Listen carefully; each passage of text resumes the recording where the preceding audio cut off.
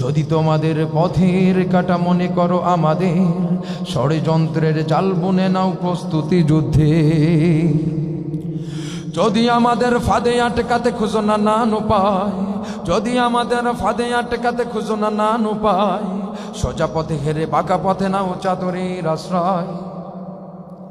যদি পৃথিবীর প্রতিটি কোণায় গড়ে তোলো কারাগার, যদি আমাদের সব রসদের বন্ধ করো দ্বার, যদি বুলেটের আঘাতে বসতি কেঁপে ওঠে থর থর, তবু স্লোগানে তাকে বীর ধ্বনি বলবো যে আবার, নারায়ে তাকবীর, নারায়ে তাকবীর, নারায়ে তাকবীর, নারায়ে তাকবীর।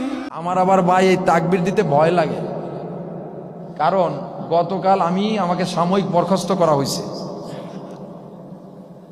হ্যাঁ, মুহাদ্দিস খালেক সাহেবের যে কথা আসছে, তিনি একজন আলেম আর তিনি একজন মুহাদ্দিস।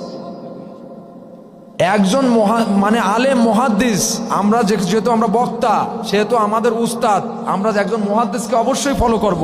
আমাদের ফলোয়ার যে লোকটা দাঁড়ায় পড়ে প্রস্রাব করে, যে লোকটা মনে করেন দিনের ভোট রাতে কাটে, যে লোকটা মানুষের সাথে জেনা করে, যে লোকটা চাঁদাবাজি করে, যে লোকটা সুদ খায়, যে লোকটা ঘুষ খায়, শোনেন শোনেন শোনেন, তা আমাদের ফলোয়ার কি এই লেভেলের লোক হবে? সবাই ক্যামেরা ধরে ভিডিও করেন। আমি এই ভিডিওটা অল বিশ্ব চ্যালেঞ্জ করব। আপনি আমাকে কৈফিয়ত তলব করবেন। আপনাকে কৈফিয়ত তলব করার মতো লোক আছে না নাই? এখন আপনি খেলতেছেন, আপনার চেয়ার আছে, 2 দিন পরে চেয়ার কিন্তু আপনার থাকবে না। সেদিন আপনি কোথায় যাবেন? দেশ ছেড়ে কিন্তু আপনি পালাইতে পারবেন না। এই দেশেই আপনার থাকা লাগবে। একটা হক মানুষের উপরে জুলুম করলে একটা আপনাকে আল্লাহর কাছে হিসাব দিতে হবে, ছাড়বো না কিন্তু আপনাকে। শোনেন, আপনি রিজিকের একটা দরজা বন্ধ করবেন, আর আল্লাহ কিন্তু রিজিকের আসমান থেকে 1000টা রিজিকের দরজা খুলে দেবে হালাল পথে, ঠিক কিনা? এমন অবস্থায় আপনি জুলুম করার কারণে আল্লাহ যাকে মনোনীত করেছেন, আপনার জীবন প্রদীপকে আল্লাহ নিভাইয়া দেবেন। আমার আবার ভাই এই তাকবীর দিতে ভয় লাগে, কারণ গতকাল আমাকে সাময়িক বরখাস্ত করা হয়েছে।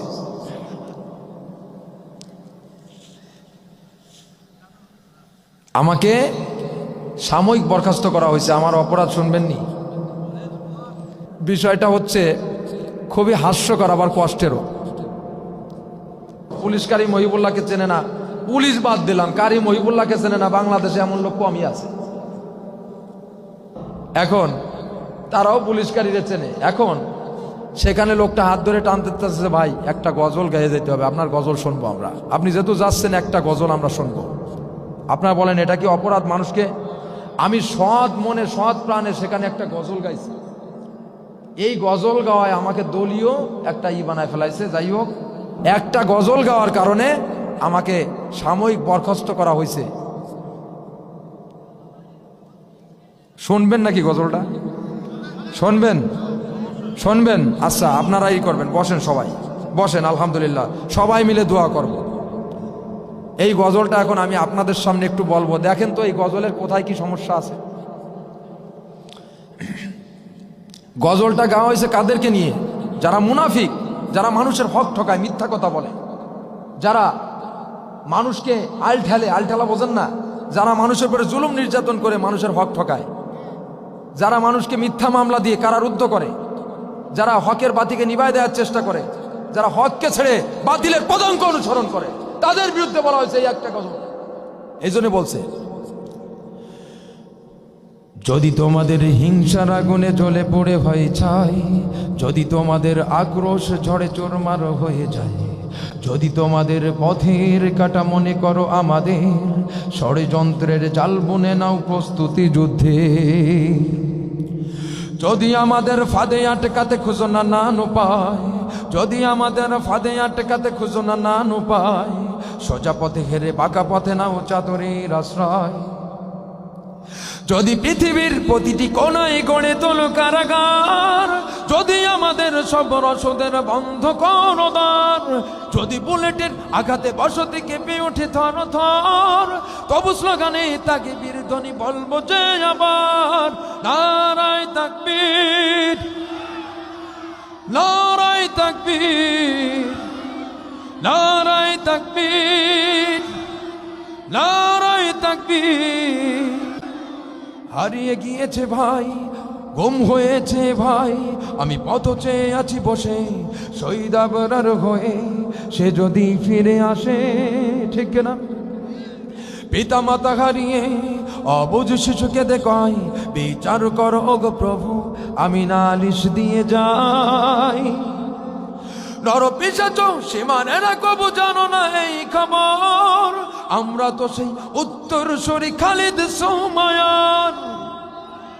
মুমিনের কাছে ইমানের চেয়ে দামি নেই কিছু আর, শত আঘাতে তাকবীর ধ্বনি বলবো যে আবার, নারায়ে তাকবীর, নারায়ে তাকবীর, নারায়ে তাকবীর। মেরেছ অনেকে, সয়েছি ব্যথা, ঝরেছে রক্ত কত, তবু জিহাদের ডাক আসে যদি না শুকাতেই ক্ষত। ঘরে বসে কেউ রইব না কো ঢুঙ্ক অজুহাতে, যাব ময়দানে জীবন বিলাতে আলী হামজার মতো, ঠিক না? মেরেছ অনেকে, সয়েছি ব্যথা, ঝরেছে রক্ত কত, তবু জিহাদের ডাক আসে যদি না শুকাতেই ক্ষত। ঘরে বসে কেউ রইব না কো ঢুঙ্ক অজুহাতে, যাব ময়দানে জীবন বিলাতে আলী হামজার মতো। মুসলমানের প্রতিটি ঘরে জেগে আছে তিতুমির, মুসলমানের প্রতিটি ঘরে জেগে আছে তিতুমির। প্রয়োজনে ফের বাসের কেল্লা গড়বে নবীন বীর। ভুলে যাব দল কে কোনো মতের একটাই রাহবার, একটাই সে স্লোগান দিব আল্লাহু আকবার। নারায়ে তাকবীর, লিল্লাহি তাকবীর, নারায়ে তাকবীর, নারায়ে তাকবীর। যদি এই আঙিনাতে অবাঞ্ছিত হয়ে রই, স্বাধীন এই জনপদে যদি শৃঙ্খলিত হয়, ঠিক না? আল্লাহর পথে চলা যদি বড় অপরাধ হয়, সেই অপরাধে আমি অপরাধী হতে চাই। খালিককে, মালিককে, রিজিকদাতাকে, মৃত্যুদাতাকে। তাহলে আল্লাহর কথা বলতে এত সমস্যা কোথায়? আলা লাহুল খালক ওয়াল আম, সাবধান সৃষ্টি আমার, আইন চলবে আমার, ঠিক কিনা? যদি এই আঙিনাতে অবাঞ্ছিত হয়ে রই, স্বাধীন এই জনপদে যদি শৃঙ্খলিত হই, কোরআনের পথে চলা যদি বড় অপরাধ হয়, সেই অপরাধে আমি অপরাধী হতে চাই, ঠিক কিনা? যদি ধরাতে চেতনার নামে ছড়াও মিথ্যাচার, আবারও যদি বন্দি করো শত সেনা কোরআনের, আবারও যদি প্রাণ জায়গার শহীদ কাফেলা, একটাই তবে স্লোগান দেব আল্লাহু আকবার, নারায়ে তাকবীর। এবার আসেন সবাই ক্যামেরা ধরে ভিডিও করেন। আমি এই ভিডিওটা অল বিশ্ব চ্যালেঞ্জ করব। আপনাকে, আপনি আমাকে কৈফিয়ত তলব করবেন, আপনাকে কৈফিয়ত তলব করার মতো লোক আছে না নাই? এখন আপনি খেলতেছেন, আপনার চেয়ার আছে, 2 দিন পরে চেয়ার কিন্তু আপনার থাকবে না। সেদিন আপনি কোথায় যাবেন? দেশ ছেড়ে কিন্তু আপনি পালাইতে পারবেন না। এই দেশেই আপনার থাকা লাগবে। একটা হক মানুষের উপরে জুলুম করলে একটা ভাই একটা আপনাকে আল্লাহর কাছে হিসাব দিতে হবে, ছাড়বো না কিন্তু আপনাকে। আমি কি বলেছি? আমি বলেছি যদি তোমাদের হিংসার আগুনে জ্বলে পুড়ে হয় ছাই। আল্লাহর নবীর জীবন থেকে আমি এই গানটা অ্যানালাইজ করব। অর্থাৎ আল্লাহর নবী যখন কোরআনের দাওয়াত দিত, ওতবা সাইবা কাফেররা আল্লাহর নবীর পথে কাটা দিত। উহুদের ময়দানে দান্দান মোবারক শহীদ করলো। আবু জাহেল নিজের চাচা আল্লাহর নবীকে হত্যার জন্য বারবার চেষ্টা করলো। এই গানটা বলা হয়েছে আবু জাহেলকে। তা আপনার ভিতরে কি আবু জাহেলের রূপরেখা, আবু জাহেলের রক্ত কি আপনার শরীরে বিদ্যমান আছে? আপনার গায়ে লাগে কেন? আপনার এত কলিজায় লাগে কেন? যদি তোমাদের হিংসার আগুনে জ্বলে পুড়ে হয় ছাই, মানে যারা ভালো কাজ করে, আল্লাহর নবী বুখারীর বর্ণনা আসছে, যদি তোমার সৎ কাজ তোমাকে আনন্দ দেয় আর অসৎ কাজ তোমাকে পীড়া দেয়, তাহলে বুঝতে হবে তুমি খাঁটি মুমিন। এখানে বলা হয়েছে যদি তোমাদের হিংসার আগুনে জ্বলে পুড়ে হয় ছাই। কারা হিংসা করে? আপনি যখন ভালো কিছু করবেন, যারা করবে না তখন আপনার ভালো কিছু দেখে আপনার মেয়ের বিয়ে হচ্ছে হিংসা করবে। তাদের উদ্দেশ্যে বলা হয়েছে। আপনার ছেলে বিসিএস ক্যাডার হয়েছে, দেখবেন আর একজন হতে পারে নাই, তারা হিংসা করে, ঠিক কিনা? যদি তোমাদের আক্রোশ ঝড়ে চোরমার হয়ে যায়, তোমাদের আক্রোশ ঝড়ে সবকিছু যদি চোরমার হয়ে যায়, যদি তোমাদের পথের কাটা, আমরা যারা মুমিন আছি, আমরা যারা ভালো কাজ করতেছি, তাদের মনে করো আমাদের ষড়যন্ত্রের জাল বুনে নাও প্রস্তুতি যুদ্ধের। তাহলে আল্লাহ নবীর বিরুদ্ধে যুদ্ধ করেন নাই? অর্থাৎ আল্লাহ নবীর জীবদশায় 27টা জিহাদে অংশ করছেন না নিজ সশরীরে? ভাই সমস্যা হচ্ছে। আমি এই গানটা এনে আমি মূল আলোচনায় যাব, কিন্তু আমি আপনাদেরকে বুঝিয়ে দিচ্ছি যে কেন আমাকে সাময়িক বরখাস্ত করা হলো। তা যদি যদি তোমাদের পথের কাটা মনে করো আমাদের, তা পথের কাটা মুমিনদেরকে কারা মনে করে? যারা ওই আবু জাহেলের দোসর যারা আছে তারা মনে করে। তা শুধু যে ফেরাউনের দোসর থাকবে, আবু জাহেলের দোসর থাকবে, আব্দুল্লাহ ইবনে উবাইয়ের দোসর থাকবে, আল্লাহ নবীর দোসর থাকবে না, আল্লাহ নবীর যারা ওয়ারাসাতুল আম্বিয়া তারা থাকবে না, ওয়া উলিল আমরি মিনকুম, যেমন মানিকগঞ্জের পীর সাহেব হুজুর, এরকম একজন আল্লাহর ওলি থাকবে না। আপনি ভাবলেন কিভাবে? তাহলে আমরা একজন হাক্কানি আল্লাহর ওলি বা একজন আল্লাহওয়ালা লোককে, কামেলে মুক্কামেল, যাকে আমার ভালো লাগে, যাকে আমি শিক্ষক হিসেবে মানতে পারি, এরকম একজন আল্লাহওয়ালা লোককে আমার আদর্শ ফলো করে আমার সামনে চলতে সমস্যা কি? গুম হয়েছে ভাই অনেকে আছে না? এই দেখেন, এই যে ফিলিস্তিনে যে ঘটনা ঘটতেছে, আমার মা বোনদেরকে যেভাবে জুলুম নির্যাতন করতেছে, আর আপনি আছেন হালুয়া রুটি নিয়ে।